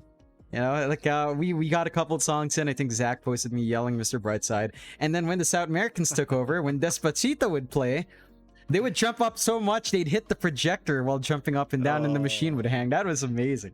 The freaking was scary, Oh, dude. that's so fun. Because we were on like the 70th floor or something. Yeah, the top. Like, yeah, and they were like, we it was were a up huge high. group jumping. They could have wrecked the structure. Oh god. Slacks is definitely the funniest part though. The man literally got into the after party. Nobody was there. He went to do karaoke. Legitimately got upset that nobody was there to do karaoke with him. Yeah. So it spent an hour screaming into a microphone, like John just said, and then he decided to leave pretty Yep. early, right? He just left. Yeah. He just leaves after an hour of screaming into a microphone. He just leaves, and then once the actual party gets started and there's like too many people at the karaoke booth, he doesn't want to come back. No. It's just classic. Yep. It's classic with him. Yep. That's Slacks. God, that karaoke was something else. That was fun. It's a fun night. No one shouting to police though, so not quite No. the experience we had in Japan with 11, or the experience I had. 11's bad. Yeah, they're insane. But yeah, it's like I don't know what else happened in that interim period. Oh yeah, the Steam Deck. I'm still pretty pissed. Right? Oh, So yes. the Steam Deck story, I guess it's fine to say. Someone made a bet. Yeah, go. No. I'm gonna let you tell people how this story starts because I'm gonna chime in very rudely. By the way, Jonathan, I'm gonna start interrupting you when I feel like you've been inaccurate in the information you're providing because Yeah. I feel like you're gonna try and be nice about this, but there's Yeah. a dirty side to John X Fire you all don't know of yet. Ah, no dirty side here. No. So what happened was, you know, we were at the hotel bar just chilling out. I think it was Gary, the Game and Gladiators guys, and then, you know, Blitz came down, right? So Blitz came down. He's a swell fellow, Mr. Blitz. We're having a chat. He's talking about, hey, Blitz, Coach how of you Liquid doing? Blitz. Yeah. So we were like, hey, I meet my twin again. It's like, how are you doing? You know, it's been a while. It's like, yeah, you miss casting. He's like, no. I mean, I do, but I don't miss the travel, stuff like that. It's like, how did you... It's like, oh, yeah, the travel, it's hellish. Would be nice to have a Steam Deck. That's all I said. You know, I would love to have a Steam Deck. And then out of nowhere, Blitz, he's not even like, he didn't even drink because, you know, they're focusing on doing well in Liquid. He didn't even have drinks. And all he said was like, you know, if you don't have a Steam Deck, you know, if we get 4th place at this TI, I'll get you a Steam Deck. And he made me handshake. And he's like, handshake on it. I mean it. I'm like, all right. Handshaked on it. That was it. And... oh man, the moments leading up to them getting 4th. I was like, yes! Let's go, Ladies Blitz! and gentlemen, John's telling you nothing. Listen, so here's what John did. John's a hustler, right? This man's from the you're from the streets of Davao City, Jonathan. You're hustling in the Philippines, right? Yeah. So John said all he said was, my flight would have been better with a Steam Deck. What that Was implies, and that I've seen exactly what I Jon- said? Yeah, that is exactly what I you said. hustled him, Jonathan. I did not I've seen hustle you do him. this. What? Yes, I you hustled did. people? Yes, you did. You Oh. hustled him, right? Because John said, "Oh, it would have been better with a Steam Deck." Like you had any other thing to say, you could have. Didn't you go first class? Weren't you first class? No, we were John talking about X5 the Stockholm trip, how long that was. Yeah. Oh, Yeah. the bad thing is I didn't deny the first class there. I did business. I decided Yeah, to okay, treat so myself, you know. He was business class in his flight, so because John X5 is hugely famous now, so he can't afford to fly with the peasants like me in economy, right? So John X5 tells Blitz that his flight was uncomfortable because he doesn't have a Steam Deck. In which case, Blitz, being the Giga Chad that he is, said, "Hey John, I'll Yeah. tell you what. If my team does what I want them to do anyway, which is get to top 4, then I'll purchase you a Steam Deck." Right? And then, for the people that think and like to meme about John X5 being biased when it comes to talent, you have seen nothing. This man was so revolting when it came to Liquid. He was sweating. Like you would think the guy bet his wife and kids on Liquid coming top 4. He was sweating bullets. He was at one point, who was it? There was a team where you just couldn't be happy if they lost. There was like not Thunder Awakened, but there was a matchup, and John just couldn't decide. He's like, "Man, I really want this team to win." It was but Thunder then my Awakened Steam Liquid, Deck- wasn't it? It Was it wasn't Thunder Awakened or And yeah, Thunder Awakened? This piece of shit was in the back, rooting for Liquid against Thunder Awakened, who had just gone on a spectacular run. They're fighting for the people of SA, and John X Fire is in the back, sitting on the couch. He's sweating bullets. He is sweating bullets trying to get this Steam Deck. He's like, "Come on, man, I need that Steam Deck." Like you'd think it was like crack or heroin for John X Fire. It was ridiculous. The guy is sweating, right? And he's just sitting there. And there was that crazy game. Was it the Thunder Awakened game where Yeah, the it Tumblr was. saved Yeah, him yeah. on 1 HP? Yeah. You should have said. There's a video of Blitz jumping up and down and getting all excited. I'm telling you right now, John was at least 10 times more excited. John X Fire was more excited than the coach of Liquid about Liquid winning. And they placed top 4 at one stage. He's qualified now to accept his bet. And I said to John X Fire, "John, you're not really gonna ask Blitz for that." I didn't ask him. I didn't ask him. He bugged me. He actually DM'd me. Hey, I was like, hey, how do we do this? I'm like, huh? Hey, it's fine. It's like, no, I made a bet. Blitz insisted. I will stand on that point. I did not contact Blitz about it. Okay. Blitz is just that much. Okay. Blitz is a great guy. That's just a show of his character. Yeah. Blitz is a fantastic guy, and for the record, that is true. Blitz Yes. did reach out to you, but What? you were worried he wasn't going to reach out to you. No, I wasn't worried that he wouldn't. Yes, you I'm were. I was like, it's just a bet. Don't I am act happy like that the John. bet worked out, though. I am happy. He was. I am happy. This is a great thing. Great thing to have, Mikey. Yeah, I mean, I didn't get one, John. Liquid made it to top 3. MLP Dota didn't get one because because I just wasn't there at the right time. I mean, I was in bed trying to get ready for our day of casting while you were out drinking with Gary for some reason, Jonathan, and somehow you get rewarded with the Steam No, Deck. were you already in bed or were we? Oh yeah, you were. The hell? I didn't And even. can you Yeah, refresh my memory, Jonathan? How many Crimson Witnesses did you win? I got 6. You got 6. Right. And you Yeah. then were able to purchase a Steam Deck, right? Yep. Not using John has 6 Crimson Witnesses. Yep. At the time that he could have sold them, I believe they were worth $300 each. Yep. John X Fire instead wins a bet against Blitz against his own team that they're going to make top 4, then gets a Steam Deck for free and maintains those Crimson Witnesses. Meanwhile, ladies and gentlemen, I, like a moron, sold those Crimson Witnesses because I naturally also wanted a Steam Deck, but I wasn't going to go up to Blitz and be like, "Hey Blitz, what about me?" Because that's a bit sad, isn't it? So like an idiot, I go sell all my Crimson Witnesses to be able to afford purchasing a Steam Deck with the Steam dollars. So basically getting one for free. Yeah. And then find out the harsh reality that they're not selling it to Australians. They're not so what I would have had to do is had a friend in another country, Yep. send them the Crimson Witnesses for them to sell, and then purchase it for me. But now I've got like 900 Steam dollars after buying a bunch of Battle Pass levels. I had 1,000 Steam dollars, and I can't use them because I don't have time to buy games and play them. So all I can do is either spend it on the Battle Pass or hope that Valve makes it available to Australians to buy. Otherwise, I'm just screwed. You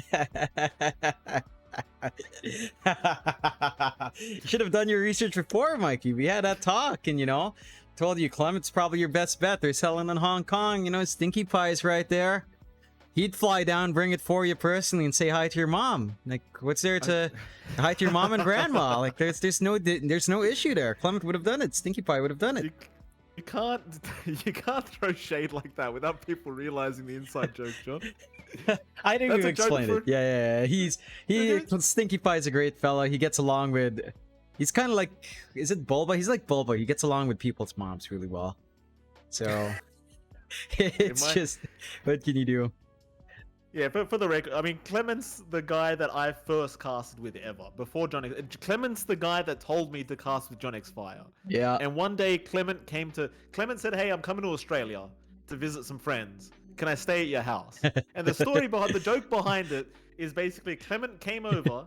This is a tall, lanky, he's Chinese, Hong right? Kong, yeah, honky. Yeah. Hong Kong, okay. So he's from Hong Kong. He's a tall, lanky dude, quite young, just a normal dude, and for some reason he had the greatest time when it came to being around my grandmother. Him and my grandmother, not my mother, my grandmother, and Clement had a fantastic time together. I'm not sure why they got along so well. But that's why John X Fire is making the joke, because there's a Hong Kong dude named Clement out there that for some reason gets along very well with my 85-year-old grandmother, who doesn't speak English. I don't know how they communicated, but they did something. I think he's your granddaddy, Mikey. I think you've got to. You've been lying to yourself about it for like what, 3-4 years now. He's your granddad. That's all there is to it. He's your granddad. Oh god. Anyway, though, so that's the story of how John got his Steam Deck. I hope Blitz is listening to this at one stage, because John X Fire actually complained. What did you complain about, John? You want to be honest? You want to tell us what you had? I mean, I did honestly have to pay for the rest of it, because this is scalped in the Philippines, But I still figured it's like I paid for the actual Steam Deck, so it's like, I'll take it instead of paying twice the price. Wow. And now the price have dropped. I'm angry about that, though. The price dropped because Data Blitz is in it. Like this big retailer is in. So all the smaller groups had to drop their prices to match. I'm like, you detestable people out for a profit. You could have dropped your margins, But no. Well, that's your fault. You supported the scalpers, and you got Carmen. That is my fault. Well, I mean, no one was selling it until like December 1, like officially, unfortunately. And the store I bought it from was the same store I bought my Quest from, and the price was pretty decent. So I was like, okay. And then suddenly Data Blitz comes in. I'm like, oh my god, they're in with an official set. Whatever.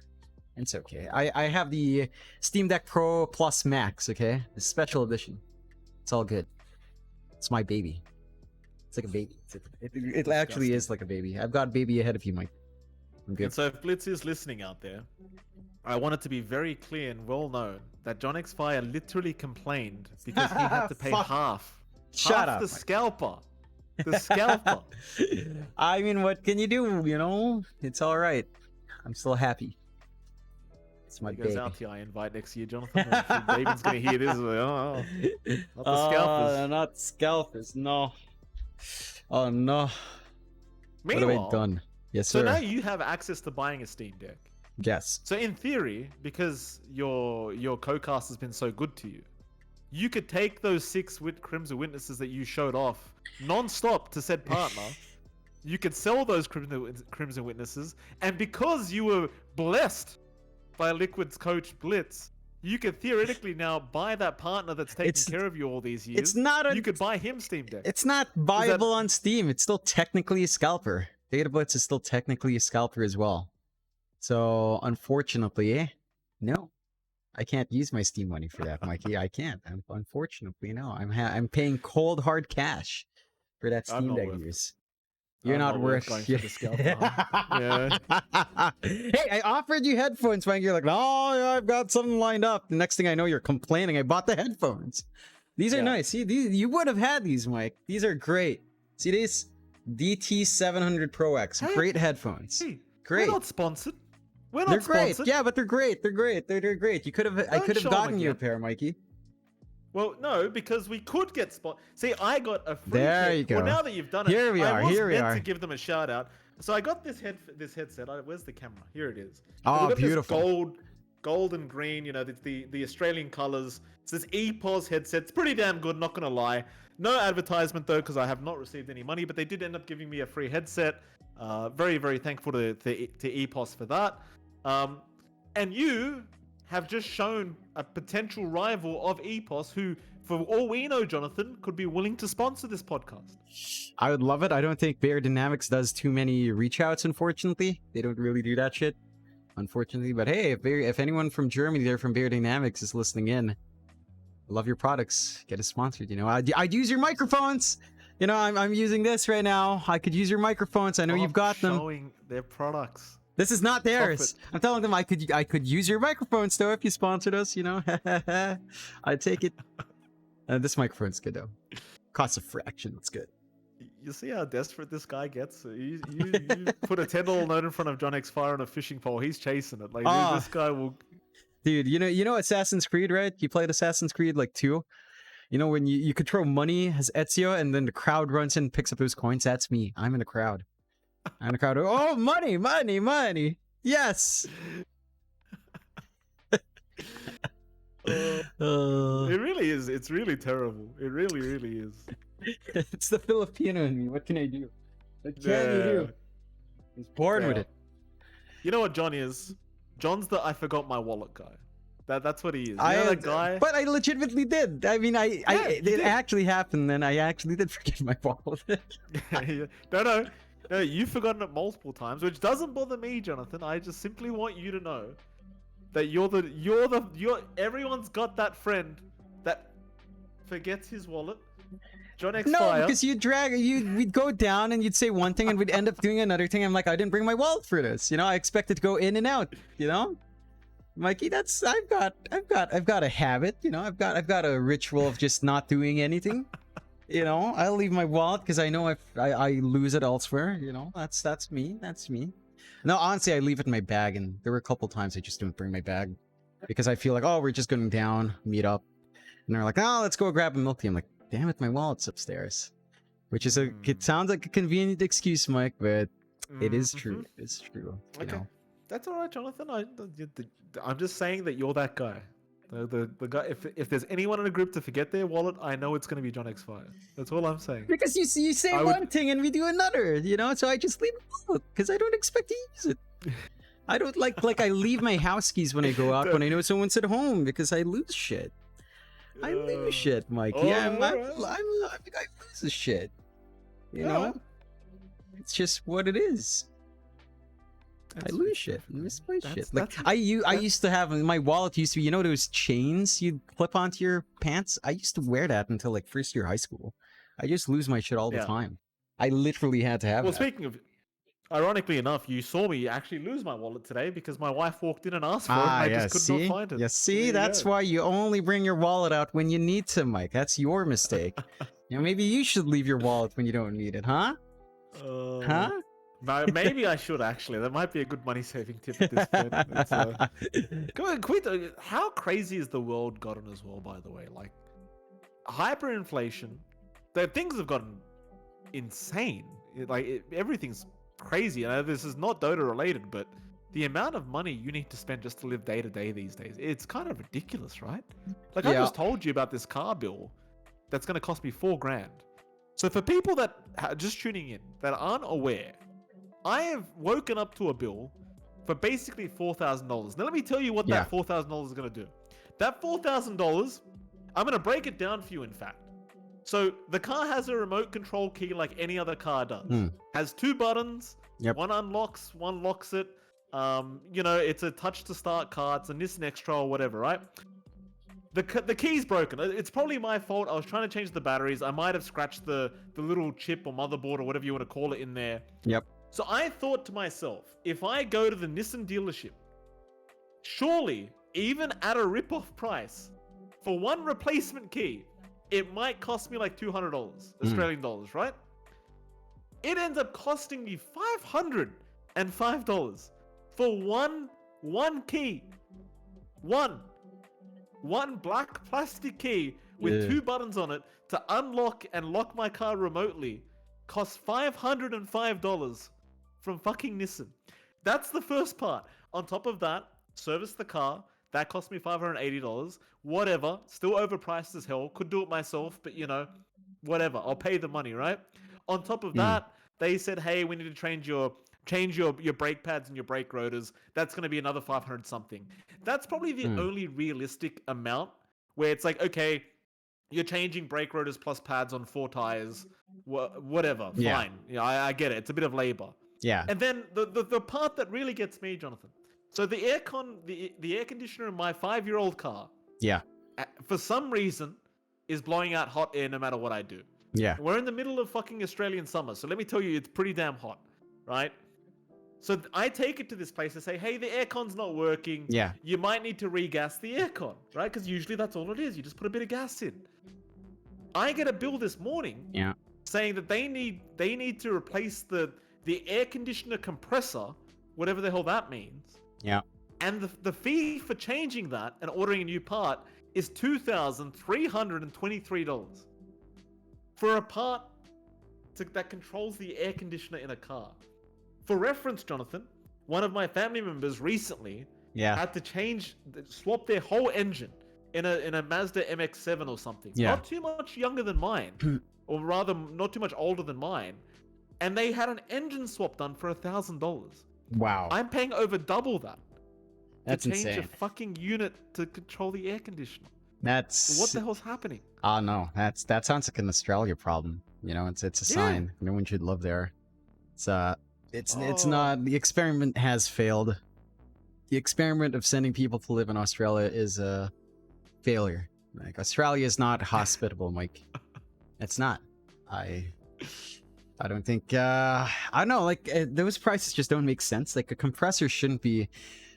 I don't know why. It's like a compressor failure is so rare, right? Like, it feels like it should just be like the coolant. Maybe you ran out of coolant or something like that, right? Like, you've topped it up, but how in the hell is a key fob 500? That I don't understand. Have you tried? $500. Is that like the official Nissan dealership, right? Yeah. That's insane. Usually it's like the smaller guys trying to rip you off. Nissan himself ripping you off. That's outstanding. $505. I mean, that's definitely by far. I mean, I know the aircon unit is much pricier, like $2,300. At least they could argue to me that they're low on stock. Yeah. Hard to get parts. Like, it's going to take 3 weeks for them to get the part. I think they have to order it from Japan. It's going to take 3 weeks to get here. You can argue to me that 2.3K is worth it if you want to fix the problem. I could see them debating that point. Yeah. But then you tell me $505 for a fucking key. For one, Jonathan, not 2. The car came with 2. Now, I know it's my fault. My wife would remind me very easily. It's my fault that both the keys went down the toilet, right? The keys are broken. The first one went into a washing machine. Naturally, electricity doesn't do well with water.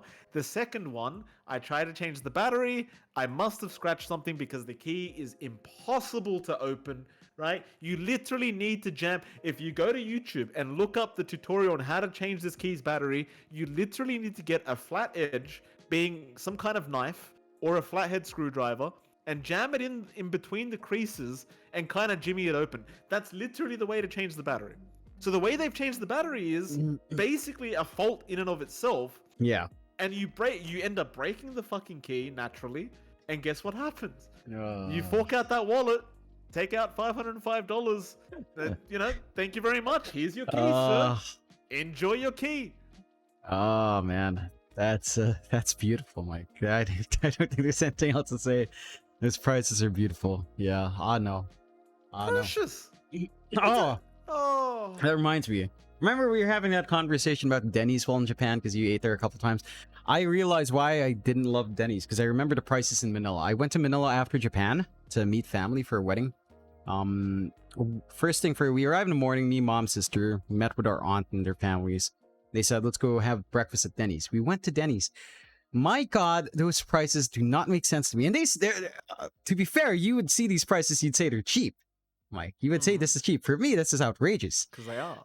Denny's in the Philippines is like 700 pesos, right? And that's about maybe 12 US, 12, 13 US, right? And that's their ultimate, right? Like you get like 2 eggs, your bacon, your 2 pancakes, whatever, and some whatever the fuck. 700, that doesn't make sense for the food you have on your plate. That's easily a 200 peso, maybe 300 peso meal, half the price. Denny's, I was just so upset. I wasn't even paying. I was just upset for my aunt. She's like, "Why do you take us to such an expensive place? It's breakfast food. It's not even that good. It's just like very dry pancakes, coffee's like whatever." It's like, why? Apologies, by the way, John. I just had to write a quick text message out, but I was listening. Look, here's the thing, right? Australia is ridiculously expensive. Yes. And to me, Denny's is cheap. Yeah, it's legitimately that's insanity. That cheap. tells me just how insane Australia is. No one lives in Australia. It's all just you're delusional. You're all delusional. Let me give you an example. This actually literally happened to me last night, Jonathan. Yep. I asked my wife, "Could you please order us McDonald's?" Right? Because there was nothing else to eat. I've been trying to diet, but whatever. It was a bad day. Dog bit me. $4,000 car. You get my point, right? Yeah. So I said, "Can you get some McDonald's? We'll have some McDonald's for dinner." Yeah, right? yeah. I think it was 2 meals. Yeah. Mind you, I am ordering off Uber Eats, so I know Okay. that they jack up the prices and shit, right? Mm-hmm. It's like 2 meals. I think she got like a 6-pack of nuggets. This shit cost me like $60. What? 60 fucking dollars. I'm not kidding. 6-piece nuggets, and what did you have? Like a Big Mac or something? I had an El Maco. It was an El Maco. What the hell is an El Maco? Okay, that's besides It's like points. $60. Yeah. $60.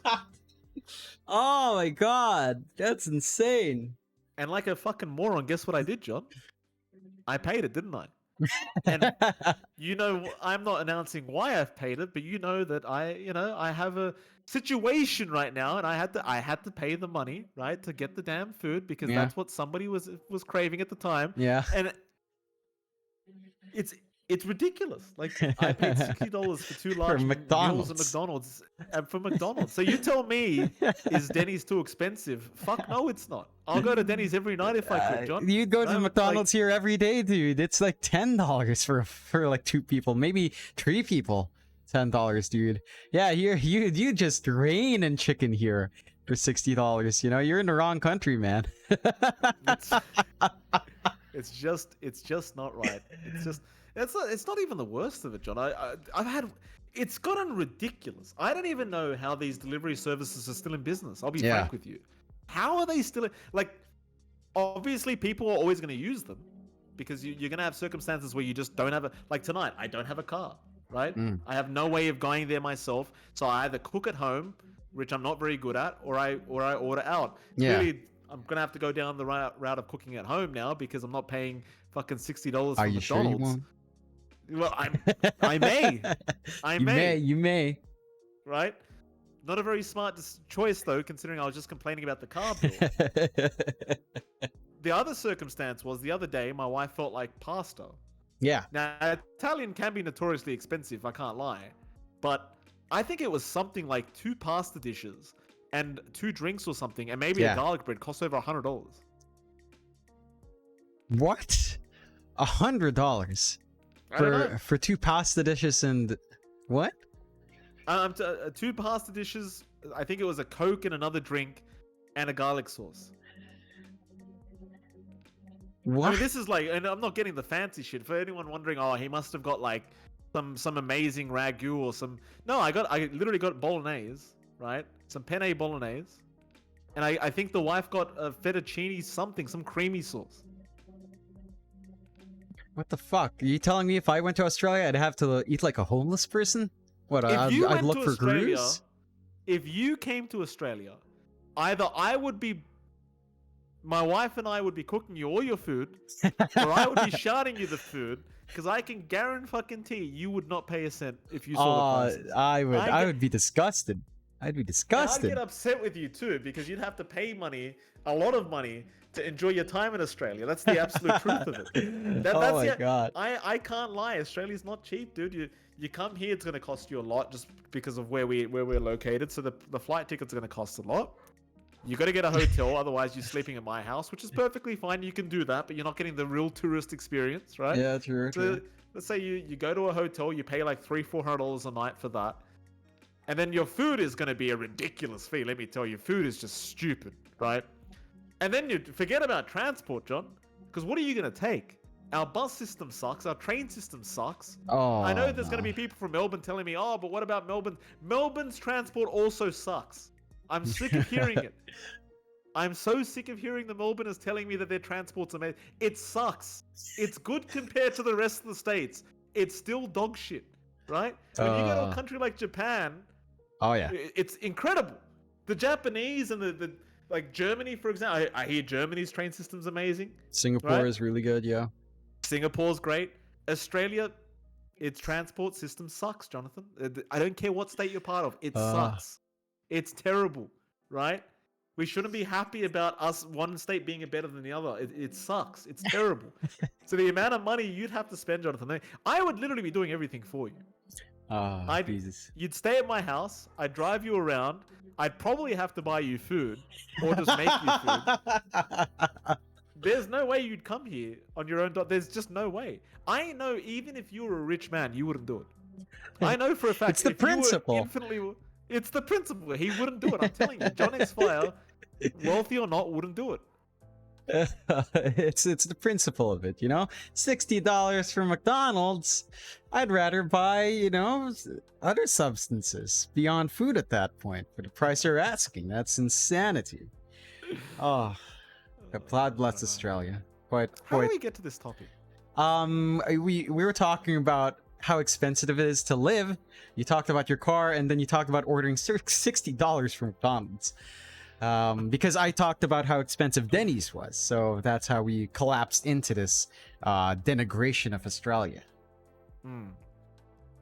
Well, John, I think that about wraps up the podcast episode for today. It's been a great episode, of course. There's too much to talk about. We're gonna have to take that. That's gonna have to be it. I think it's long enough as it is. Oh yeah. We'll come back next week. I'm not gonna promise any day because God only knows what's gonna happen in the next week. But it's been an absolute pleasure, sir. And do you have any final thoughts before we head off for the night? Nothing. Just thanks for everyone for tuning in again. We'll try to make this again once back to the weekly schedule that we used to have. We did do pretty good on a weekly schedule before, but things just got busy. Thanks for tuning in. Hopefully you guys have all had fun, and hopefully we'll see you guys soon. Catch you guys next time. Bye bye.